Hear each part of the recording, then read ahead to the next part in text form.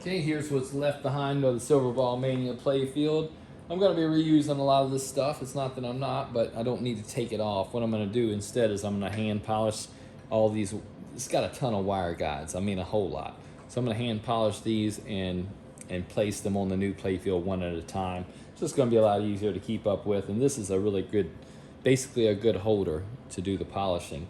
And I'm going to clear this stuff out of my way before I do that. But a lot of this stuff I will be replacing. I don't think I'm even gonna use red. I don't know. Red's probably factory. They put red on everything back then, but I think clear is gonna be a lot better. And the only question mark right now for me is gonna be these spinners. I'm gonna go ahead and strip them and metal etch them and base them in blue and clear them.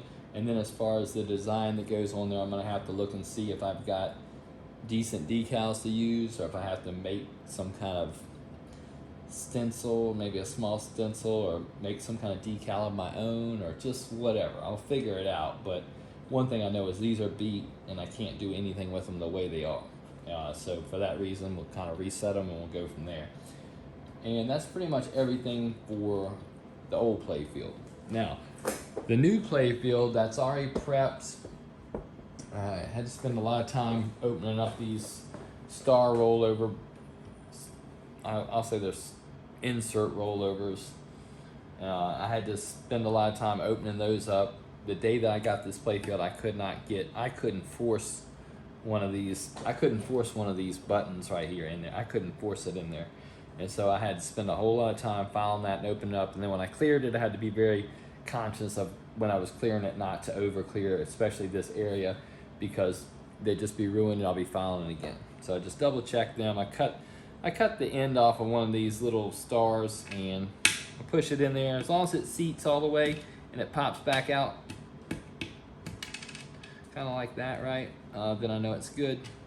Same thing here and there. So this is good. If this thing just drops as soon as I put it in there and it pops right out with just a finger, then it's gonna be fine. So I'm confident with that.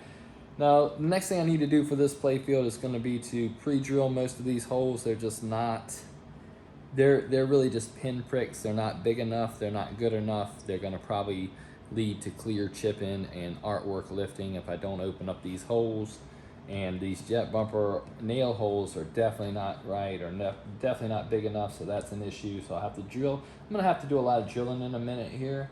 And after I do all the drilling, then I will T-nut it. And after I get it T-nutted, then I'll install the playfield rails. And, then we can really start assembling this thing. So that's what's going to happen. I'll get into that real quick right now and go over some of it. Bring out the drills.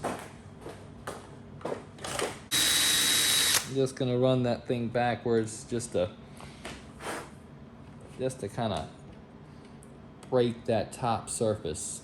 It's going to be covered, but break that bond between the top surface and the wood, so when I start screwing into the wood, it can't crack the art. And then we got this. Now I'm going to actually drill smaller holes too, but these are right now I'm just kind of opening up the art so it won't crack.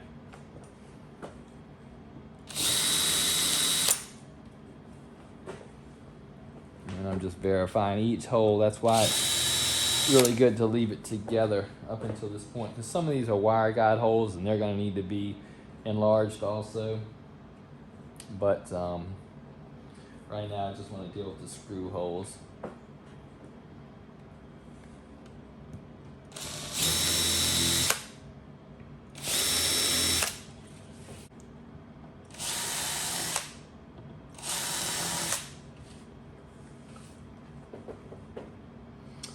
That's all the holes that I need to kind of break the surface on.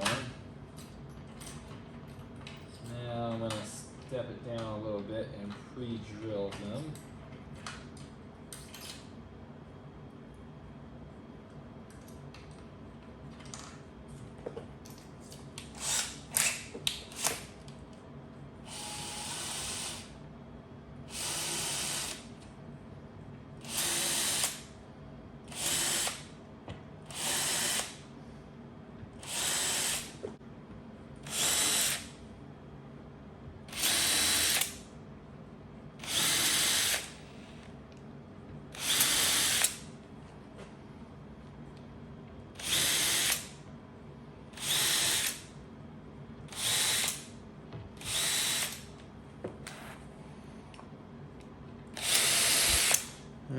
right, that's all those. Now I'm gonna open up, I'm gonna use an even smaller bit and drill them even deeper.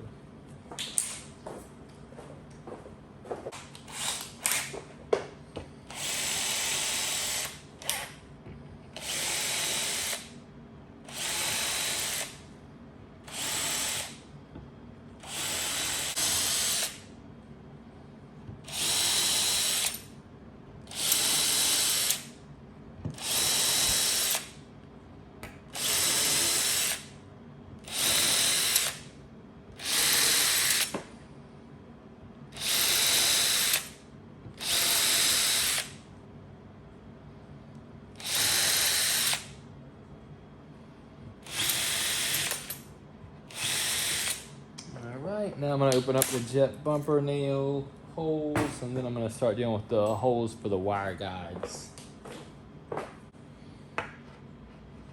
Alright, now I'm going to do the jet bumper nail holes. See this little Torx bit, it's got this little open hole, it's tamper proof. I'm going to use that to center up my Forstner bit, so this way I can kind of, hard to do it from this angle, but kind of seat that in there and run it backwards in the hole. You'll see, you'll understand, you'll know what I'm doing.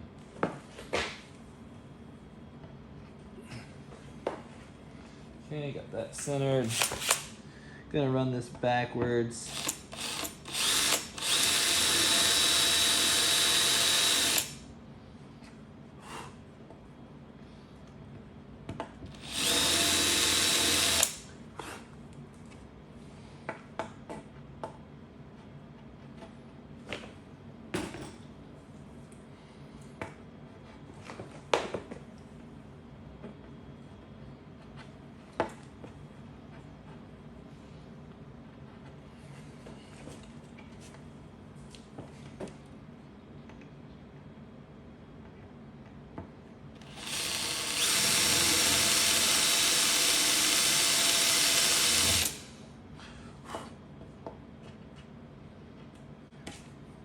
All right, we got some pretty decent looking pockets now for the jet bumper nails. This one a little bit deeper. I don't need them to be super deep, but I don't want them to be too shallow either. That looks about right. Okay. Let's see. There we go. I don't know how much of that I captured, but probably all right. So next thing's gonna be enlarging the actual holes for the jet bumper nails.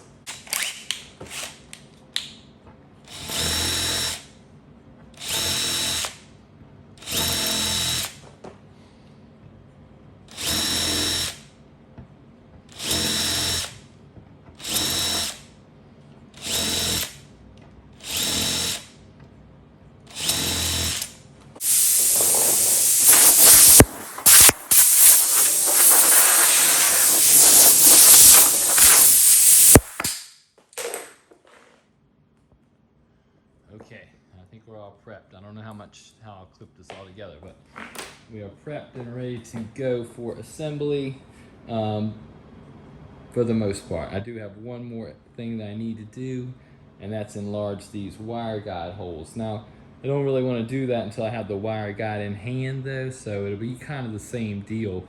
I'm gonna pick the appropriate size drill bit and run it backwards. The reason I don't want to do it until I actually want to install each individual wire guide is because sometimes they don't line up quite right. They run a little bit short or a little bit long, so I don't want to enlarge a hole that's in the wrong spot. So I'll double check everything as far as that goes. So that's next.